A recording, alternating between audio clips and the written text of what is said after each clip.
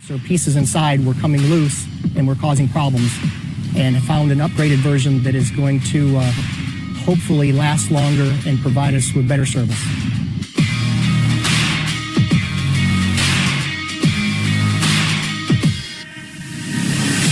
Roughly every 4 years, those components wear enough to where they're in need of replacement, and we disassemble the machine, replace the worn components with new components, and reassemble the machine, and then we tune the machine to make sure that the machine runs correctly and is compliant with all the emissions.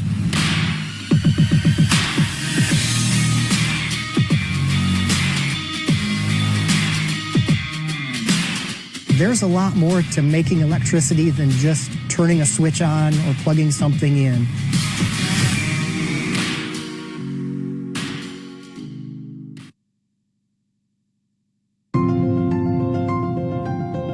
Jacksonville has a new street. It runs from the Northside Generating Station to Heckscher Drive and used to be called Electric Way.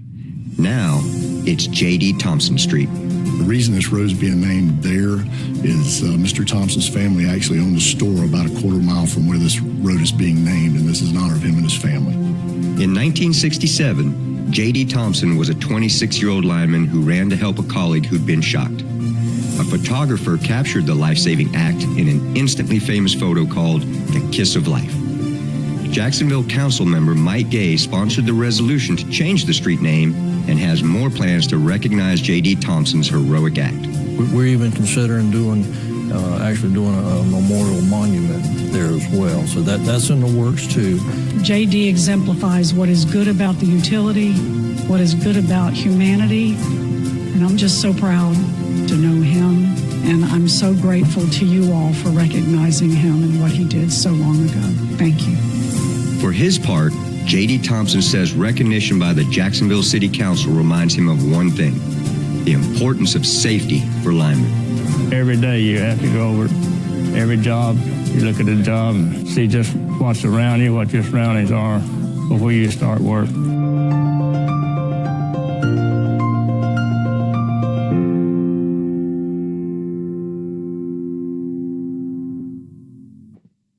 And with that, I'd like to call this meeting to order. That's an awesome video, too. Very deserved tribute. First, let's join me in a time of reflection, please.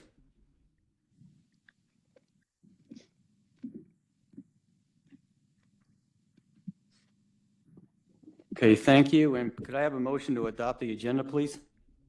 Second. Any discussion? All those in favor, say aye. Aye. Any opposed? Passed. Thank you. Okay, and let's go to a values moment with Michael, please. Tell me that might happen. Good morning. My name is Michael Haddon, and I'm part of the brand communications and marketing team here at JEA, and I have been here for nearly 6 years. Safety is a core value of JEA, as we all know. And so for those of you attending in person, your safety protocol is included in your materials. And for those attending remotely, please be mindful of your surroundings.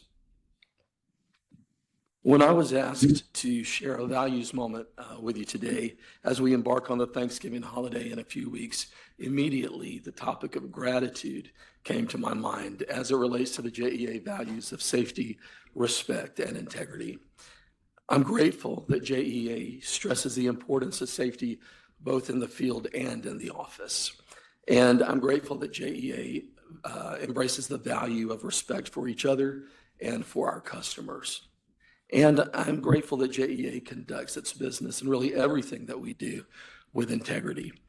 But I'm also grateful to JEA for a number of other things, because as an employee, JEA provides me with a fulfilling career and with a way to take care of my family well, which is of great importance to me. But also as a customer for over 25 years, I receive essential services from JEA that allows me to have a better life. So you may not be surprised to hear a guy from marketing say this, but we do say at JEA, we are improving the quality of life in our community. And the reason that we say that is because it's true.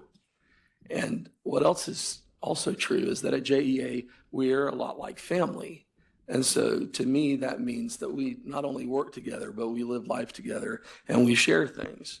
And the other day, I was sharing with a colleague of mine something that was, I guess, a particular frustration of mine. And apparently, I had shared it with her more often than I had realized. And she had the integrity to speak truth to me. And she said, Mike, you're so negative about this particular topic. I really hope that you can find some sort of resolution and come to peace about this so that you can move forward. And her remarks, though they were true, really took me aback, because I don't consider myself to be a negative person, and I definitely don't want to project that kind of energy. But what she said convicted me. So at that moment, I made a commitment that every time thoughts of negativity come to my mind, I'm going to replace that negativity with gratitude. And what I found out by doing that is that negativity and gratitude literally cannot occupy the same space. They cannot coexist. And just that simple practice in a very short amount of time has made a big change in me. So at this time of year, when we have so much to be thankful for, I think it's important to realize that gratitude is so much more than just a holiday. It really is a way of life that we should practice every day. So thank you for the opportunity to share this values moment with you today, and I hope that you and all of your families have a very happy holiday season coming up. Great. Thanks, Michael. Appreciate it. Okay, we'll go to comments from the public. And John Nudie, please. Okay, 3 minutes, John. Hello, I am John Philanthropic Resiliency. I don't think, is this, all right, there we go. All right, this is even better. Okay, we'll take questions. Right now, I just want to tell you why I'm here. You know, the River Accord, you know, let me just say, I participated in the one, and here's the pen, a partnership for the St. John's, July 2006, almost 20 years ago. And so where I'm going with it right now, you know, I just participated in this resiliency study. You know, I'm in it 4 times. Public access is the worst ever in this community. And the River Accord is on the Waterways Commission. You know, they're going to be bringing it back. So, but where I want to go, gosh, what happened to the, okay, I got 2 minutes. We're in good shape. All right. But this is the October 18th Find Subcommittee. And these are all the projects. There are 2 for acquisition, land acquisition. That's a component of Find. So we go to the November 14th meeting, and here is the Find. This is real. The 2025 Florida Inland Navigation District proposed applications. So on there is, you know, our place. So there's 3 of them now. And this is huge, you know, to be on the list. And so I am here today seeking a JEA resolution of support for the 11/14/24 Jacksonville Waterways Commission vote on approval that included real estate acquisition number 137044-0000 that is part of the 2025 Florida Inland Navigation District proposed applications. And, you know, it's making its way through the legislative process. It'll come out in January. Let me just remind you, 2016-18, that was the Find project, and that created the access, you know, behind the Duval County Public School Board building. So, I mean, this is really big stuff. And also, too, let me just say, you know, with JSEB and Jackson, you know, we have the ability to make a movie, and it's happening. If you have a shirt, you're in the movie. Now, Councilman Boylan, you know, you don't have a shirt right now, but I'll tell you, the comments are after, but I'll tell you what, you're going to be getting a banner. So, but anyway, I'm just down to 10 seconds. JEA, community, we touch on the River Accord, septic tanks and public access. Make it happen. Thank you for listening. Okay, thanks, John. Okay, let me turn it over to Councilmember Michael Boylan, please. Thank you, Chair. It's always great to follow John Nooney. It's just a quick comment. I don't want to steal Vicky's thunder, perhaps, but last Tuesday evening, we had the honor of recognizing J.D. Thompson for his life-saving efforts some 57 years ago, Randall Champion. Long overdue on the part of the council, but I thought it was a very touching evening, and I think a lot of folks were very impressed. And Vicki, I thank you and some of your staff for being there in support of that. Other than that, I have nothing else to offer, Mr. Chair. Thank you. Okay, great. Thank you, Michael. Okay, and let me turn it over to Vicki for her comments. Good morning, everyone. Well, this month is Thanksgiving. So I might have a few comments that give thanks for this unbeatable team here at JEA, and I'd like to recognize them all. I want to let you all know we are thankful for this community, this utility, and this team. First thing I'd like to share with you is on November 5th, we participated in the Generation WOW event at UNF. JEA has been associated with Gen WOW since 2018. This event at UNF had 357 students attend from 17 schools where they have clubs. We have 10 women mentoring these young girls. We also helped set up, and I was asked to share a letter to my younger self to these young girls. And they shared, a couple of them shared a letter to their older self. And it's really cathartic when you think about who you were when you were 14 years old and looking back. It was just a wonderful event. The purpose of this is to get girls focused on leadership and education and provide them with mentors. It was started by Donna Orender, former college and pro basketball player and former president of the WNBA and former PGA Tour executive. It's a wonderful, wonderful organization that we support. The next is the Bikes and Bites program. This is a partnership we have with Jacobs Engineering. What we do is identify schools that are located near or affected by a JEA construction project and use that as an opportunity to educate the students in the school about the project. This year, we did Susie E. Tolbert, and it was a project on a road, McMillan Street, a sewer improvement project near their school. And Beth DeMayo came in and explained the project to them and had some visuals about a sewer line. And she had this ginormous ring to show them just how big the pipes are in front of their school and why we have to do it the way we do it. And then some of the outstanding students are given bikes and bites in the form of computers. So that's just another great organization and project that we support. Next is a safety milestone. The employees that work on our combustion turbines, there are 50 of them. They have gone 2,000 days or 500,000 hours of work since their last recordable. That's outstanding.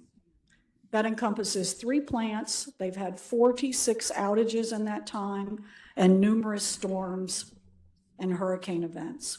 Jim Stanchion, who's the director of these production CTs in our electric production group, attributes that success to, of course, our exceptional safety culture. I'm so thankful for that and thankful for their safety.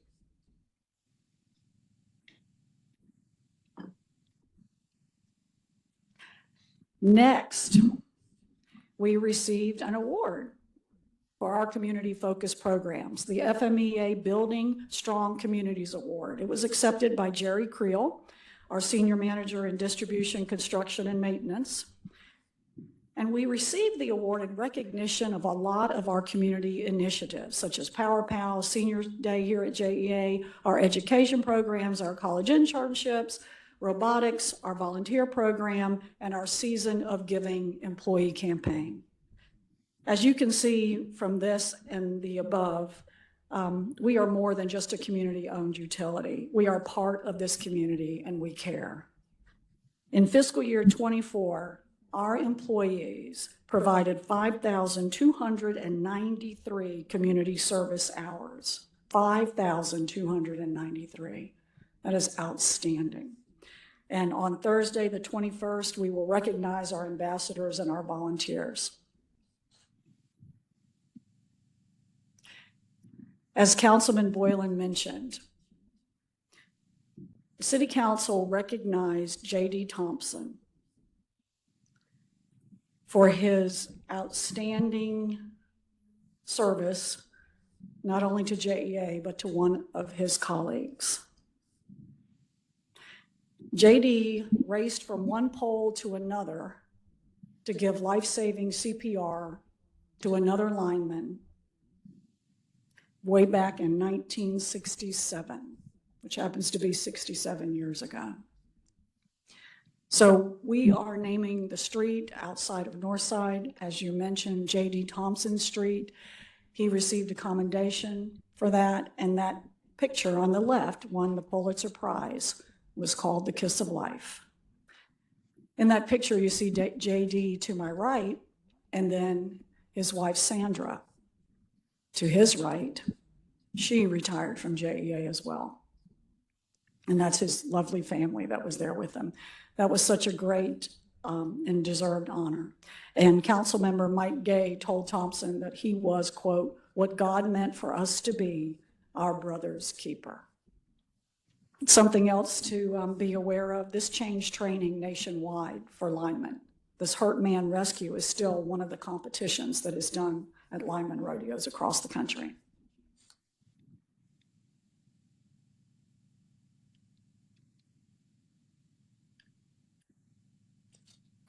Next, on our unbeatable team, I'm so proud of this group of young professionals.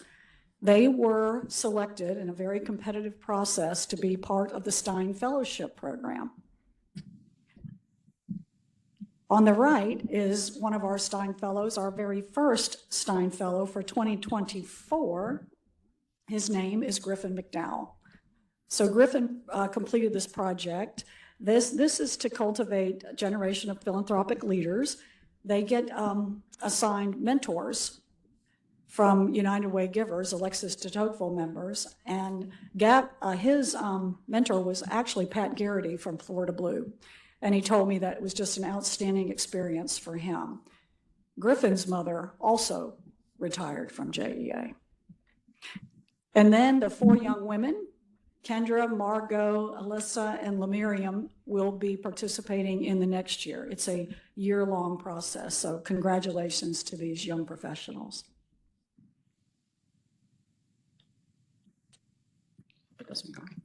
Next is Veterans Day. I hope you all saw the News for Jax story that was done on 3 of our veterans, Eric Wilbanks, Ricky Tullis, and Andrew Newcomb. The story focused on how they provided service in the service, the military service, and how they continue to do so here at JEA. Eric served 15 and a half years as a machinist mate in the Persian Gulf. Ricky served 8 years as an electrician, also in the Persian Gulf. And Andrew joined the Marine Corps after 9/11 and served at 18 years old and served 3 tours in Iraq. Fully 17% of our workforce here at JEA are veterans. They're used to 24/7 service and they have servants' hearts. Also, the large flag that you see on the courthouse was put in place with the help of some of our linemen. And so there they are pictured under that flag. It was quite an event that they did to help out on Veterans Day.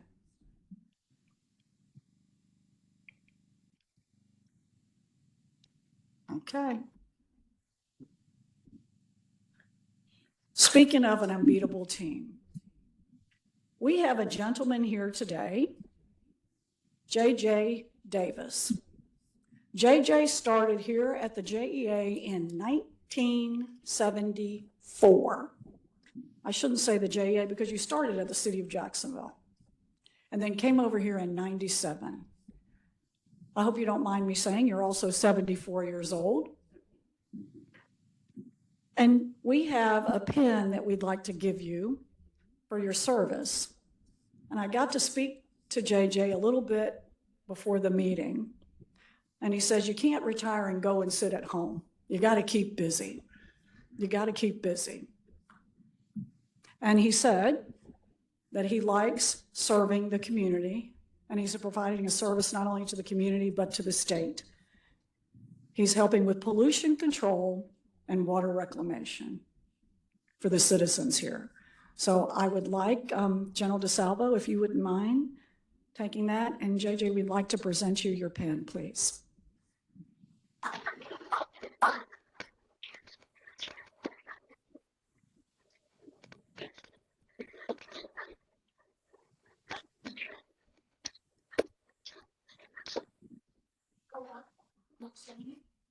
Well, it's just been an honor to be here. I think it's just exciting.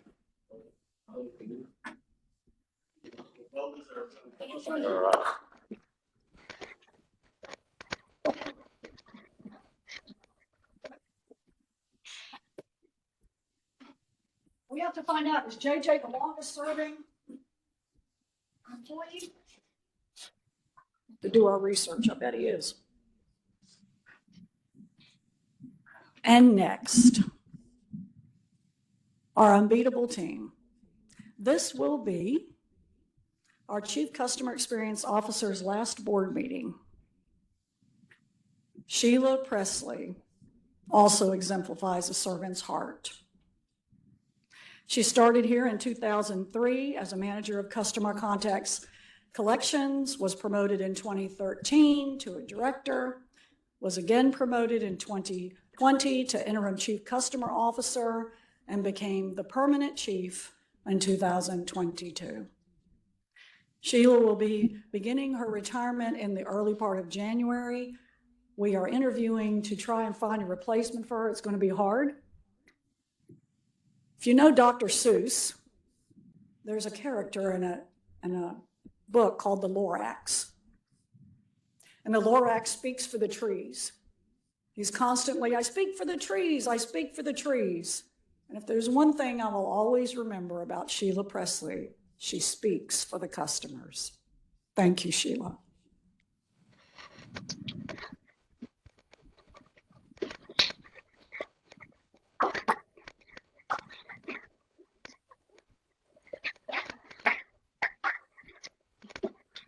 I'll see if I can get you a green costume for Halloween so you can be the Lorax.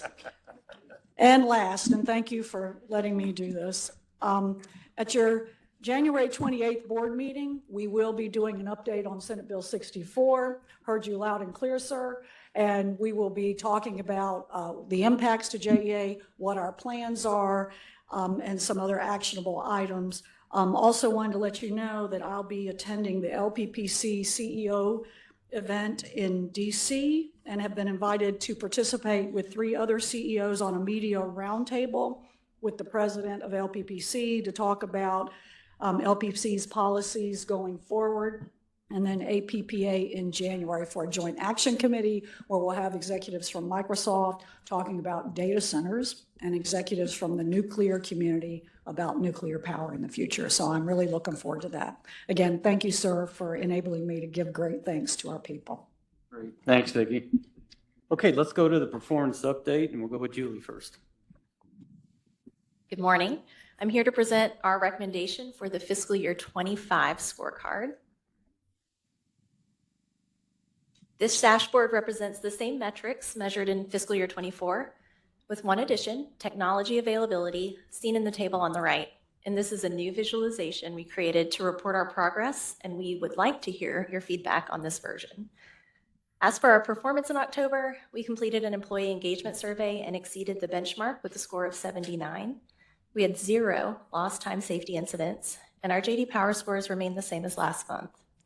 The combined customer bill is still the lowest among the other major Florida cities at $205.66. Total spend came in at 16% under budget, which is mainly due to the underspend of capital, which is typically associated with accrual reversals and less invoicing in the first month of a fiscal year. The operational metrics can be seen there on the right-hand side of the dashboard. Our SAIDI is over target by 20%, but that is mainly due to the May weather event that we've mentioned in multiple previous meetings, since the metric is a rolling 12-month average. Clean energy is underperforming target by a couple percentage points, but we anticipate we'll hit the 16% over the course of the year. And there were no major events impacting the water reliability metric in October, and the wastewater reliability metric is performing well, although much of that is due to the reset of the new fiscal year. The new metric, technology availability, also came in strong in October with no essential system outages. And that concludes my presentation, but I'm happy to take any questions or hear your feedback on the new scorecard. Just so the technology availability, so that's our systems on the outside or internal? Internal software systems, things like JEA.com or our IVR phone system, things like that. I understand what it is. Okay. So it's internal and external, really? Well, yes. Yeah. Okay. Thank you. Any others? Okay, thank you, Julie. Thank you. The safety, you're never beating a dead horse talking about safety, but that's just absolutely fantastic. So just congratulations to the whole workforce in there. Okay, Joe, over to you. Good morning, General DeSalvo, JEA board members. First, an apology. The slides didn't get posted to JEA.com until last evening. The board meeting was pushed up a week due to Thanksgiving, so we were a little bit behind in getting these sent. Yeah, thanks.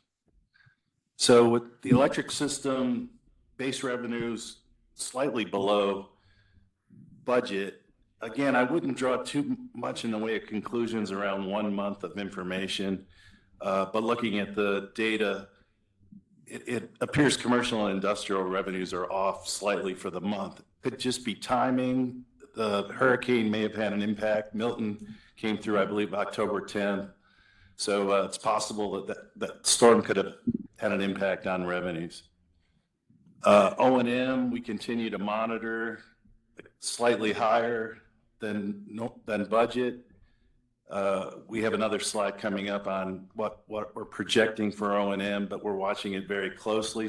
Salaries and benefits played a role in the increase, a large role. And then other expenditures reflects a lot of that increase over budget represents Vogtle. We're working through getting our arms around the entirety of the PPA. As Unit 4 came online in April, we're seeing higher monthly expenses, and we budget on a net revenue requirement basis. MEAG will be paying a significant payment to us in the March-April timeframe for interest earnings and also for coverage. We get billed assuming a debt coverage of 1.1 times. The combination of the debt service coverage and interest earnings on an annual basis should be about a $33 million credit. So our budget and financial planning folks are a little bit alarmed, but I told them that we were going to catch up in March, April. Again, we've been showing generated versus purchased power. Generated remains very low. Purchased, this split is about 65% generated versus 35% purchased. And when it's economic to purchase power, we'll do so in the open market through TEA. And it comes at times when it's more economic to purchase the power than operate north side units 1 and 2. So Joe, your PPAs are purchase power? Yeah. So including Vogtle. Yeah, that includes Vogtle. So the purchases through TEA are significantly higher than the 107. Yeah. Okay. Magnitude of dollars, it's at least $30 or $40 higher than that because Vogtle includes the cost of fuel, nuclear fuel, which is nothing. 17 million per year. It's really low. Yeah.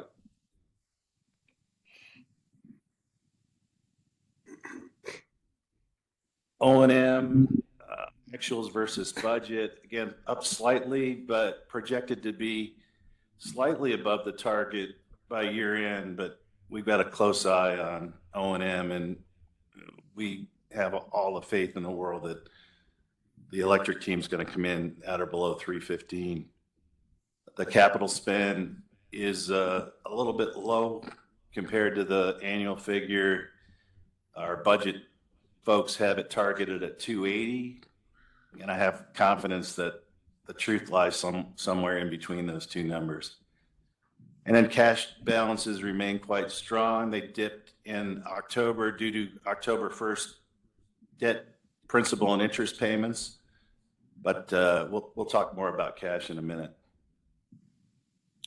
On the water side, nothing really significant other than the underspend on O&M. That's a good result, but again, it's 1 month of information. I think this will change. O&M, again, slightly below last year and below plan, but we are estimating that figure to be in line with budget. Again, we're showing slightly higher, but we believe we have the discipline to come in at that number. Capital at $500 million, looking at Pedro, I have every belief that he'll get closer to the 567 than our figure of 500. He's nodding in agreement. And then cash and investments, we'll talk about days of liquidity in a moment, but the cash balance reflects the fact that we're spending a lot of money in capital and we're borrowing. And this number will increase in early December. We're going to do a $50 million additional draw under our revolving credit facility. So your revolver today is what? The revolver borrowings in water and sewer are $120 million. And on electric? Electric, zero. Okay. We don't anticipate borrowing for electric this year. And DES has 27 million in borrowings. Okay. And the water, we anticipate a mid-January launch of a new water deal to take out the revolver borrowings, and DES as well. So we're going to do a joint water DES bond offerings in mid-January. So to put it all together, on the electric side, the fixed charge coverage again represents lower base revenues for the month, but it should improve significantly when we receive that year-end settlement payment from MEAG. And again, on a calendar year basis, it's about 33 million is what they're forecasting, taking into account the fact that Unit 4 came online at the end of April. We only have about 5 months of operations for Unit 4. So I have figured this settlement to be somewhere in the neighborhood of 25 million. But again, a huge assistance for that fixed charge coverage ratio. And on the water side, I talked about liquidity and cash being below the 100 days of liquidity, which is in our pricing policy.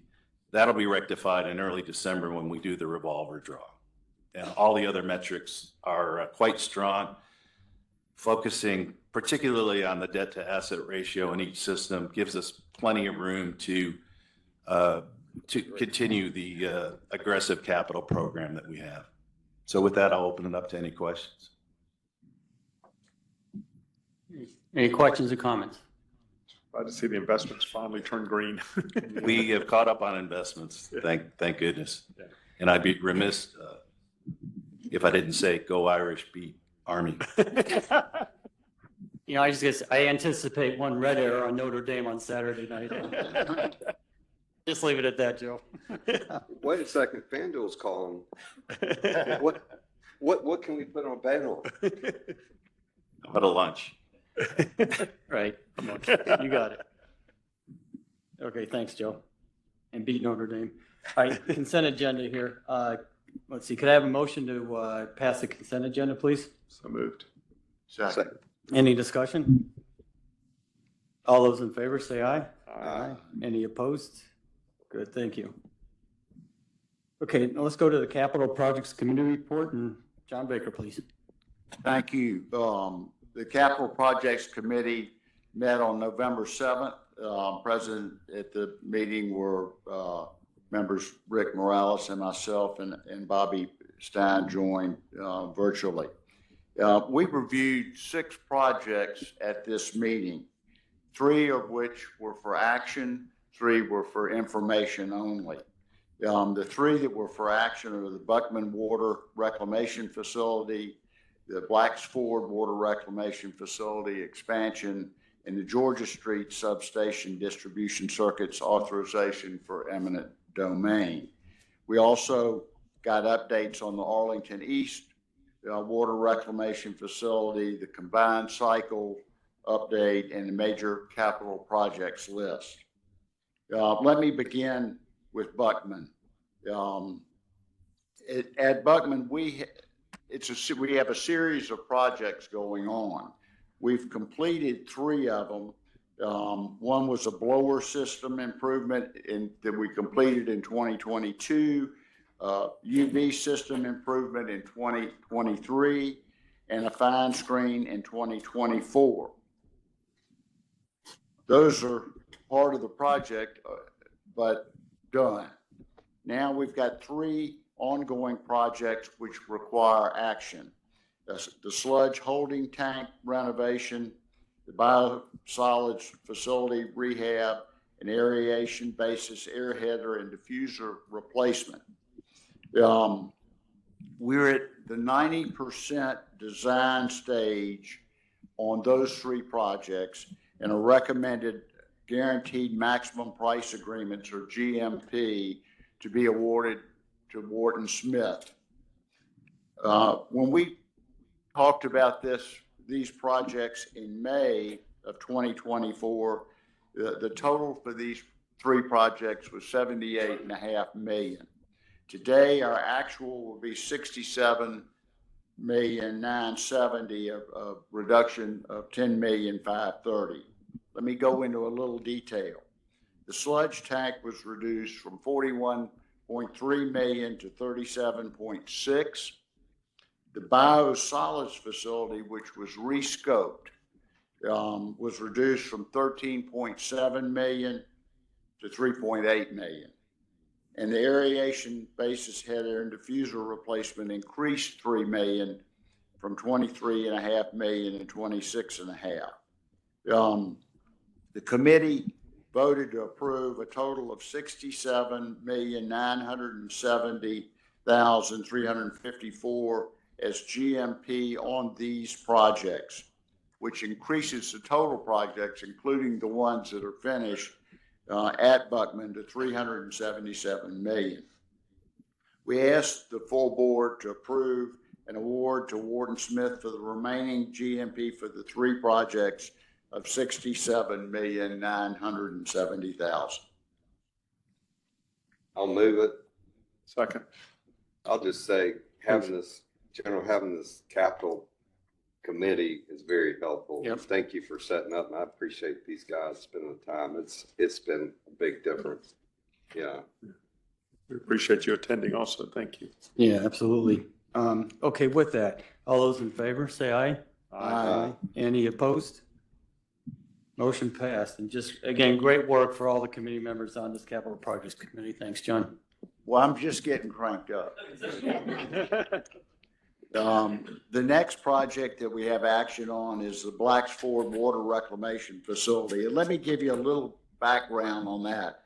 Blacks Ford is, I thought I knew everything about this area, but it's in St. Johns County.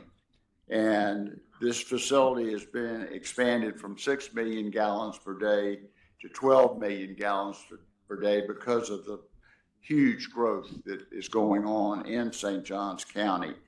The project consists of 2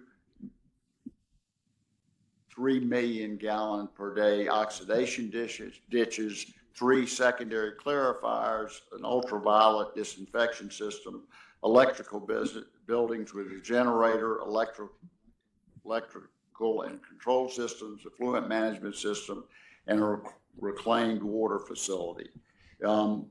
This project is at the 30% milestone, so we are really just beginning the CMAR process on this, and we'll probably get a price, a guaranteed maximum price.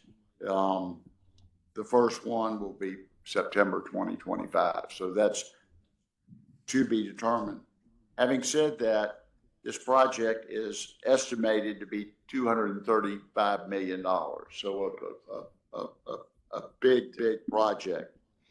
Key to this project is 23.62 acres adjacent to the Blackford Water Reclamation Facility for future plant expansion to support system growth. The parcel was selected because it is right next door to the plant, and we need it for the current and anticipated water demand. JEA has performed significant due diligence on the site and found no issues.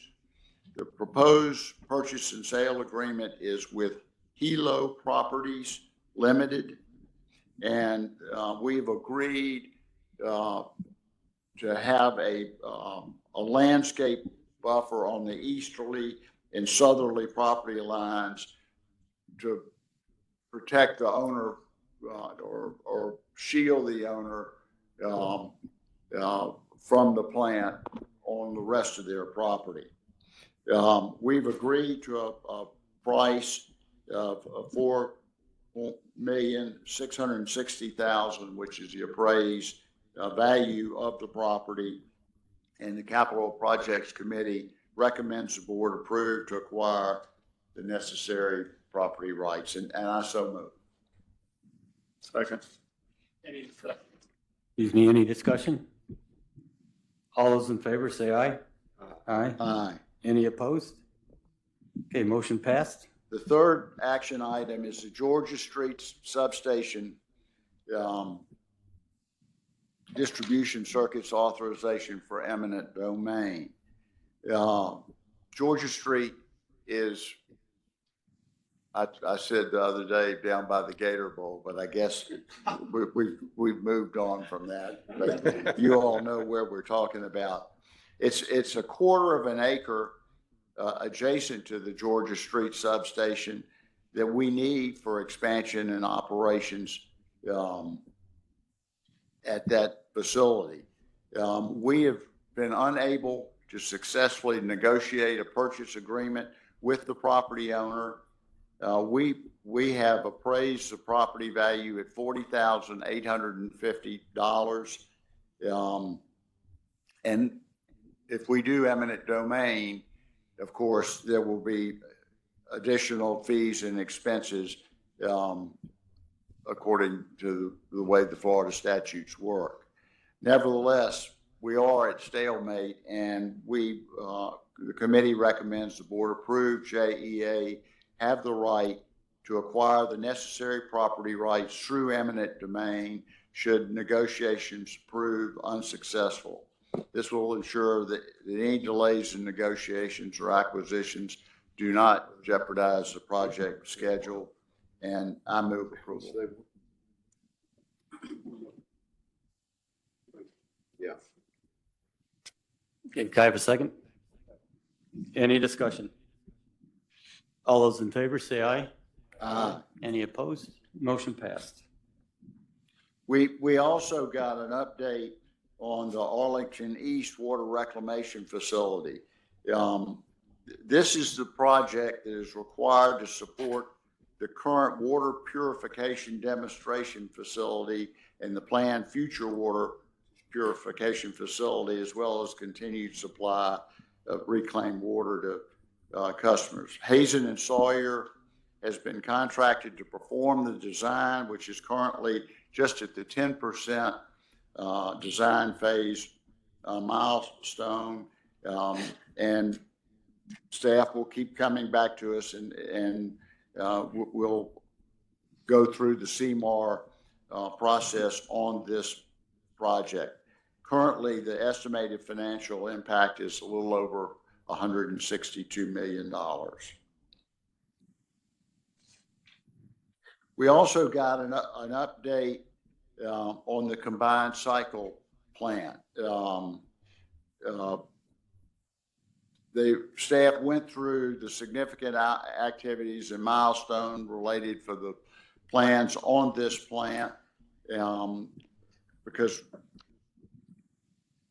it's 2028, I think, is when we expect to be doing it. So we're just getting started.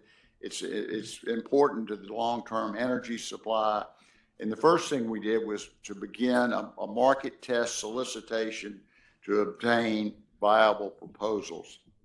At the same time, we're also developing a self-build comparable option and initiated a Power Island solicitation to determine the best equipment to competitively establish a project for evaluation. We accounted for the new greenhouse gas rules in the solicitations. Staff has conducted site visits for the Power Island and incorporated relevant terms and conditions. The market test solicitation includes various transaction types for evaluation, and the Power Island bids are due December 4th. The market test bids due March 4th, 2025, and we'll have a presentation to review the market test about July 2025.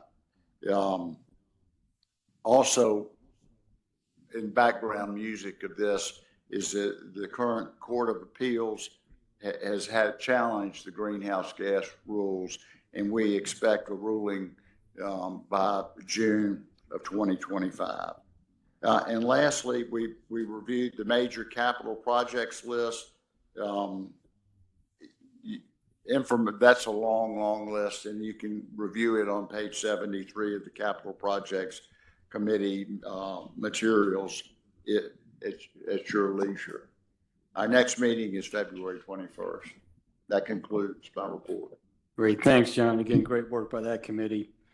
A couple of notes with old and new business. First, if board members on, I think it's Appendix H, yeah, it's a follow-up to the workshop we did with the electric, water, and sewer rate recommendations. And we had some questions from Victor Blackshear. And anyway, if you read through it, he answered some of our questions.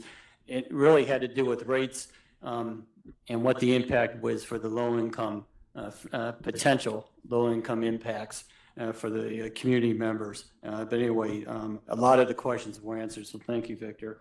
And then I just had one question on the in the annual report for the Security Emergency Preparedness Department. It gives a thing here, a list of intrusions and all that. And for the lift stations, do we have cameras there, security cameras, as they may know? I assume we do, but then I'm not sure.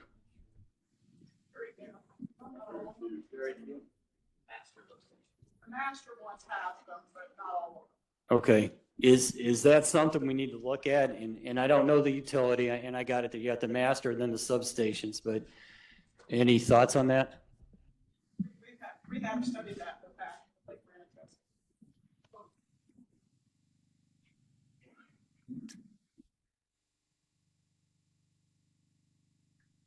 Brandon Edwards, Director of Security Emergency Preparedness for JEA. We have evaluated that. Primarily, the camera systems are at the master lift stations, but because the lift stations are in neighborhoods and communities, we don't have cameras in all of those locations.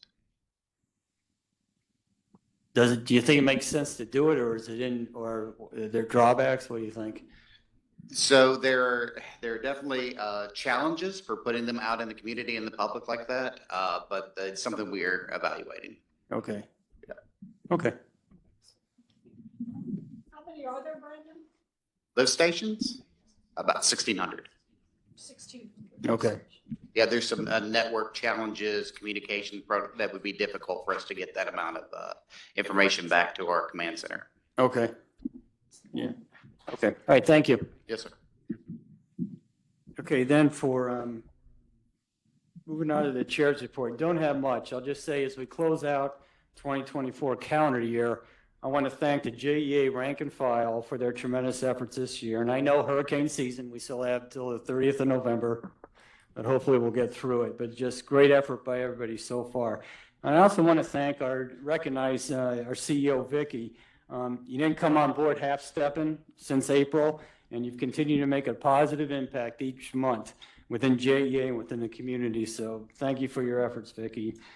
And also to my fellow board members, thank you for your selfless service and diligence. I'm very proud of the fact that we are not a rubber stamp board and appreciate your superb efforts at both the board level and also the committee levels too. And to beat a dead horse, just Sheila Presley, again, we're going to miss you. Thank you for your tremendous contributions to JEA. I think 3 times I've tried to talk Sheila out of this, but you are doing it for all the right reasons, obviously, family first as it should be. But you're going to be really missed, and just thank you for all you've done for us. It's been a pleasure working with you too. Our next board meeting is January 28th. So that said, just wish everybody a blessed Thanksgiving and holiday season. And one last thing, beat Notre Dame. This meeting is adjourned.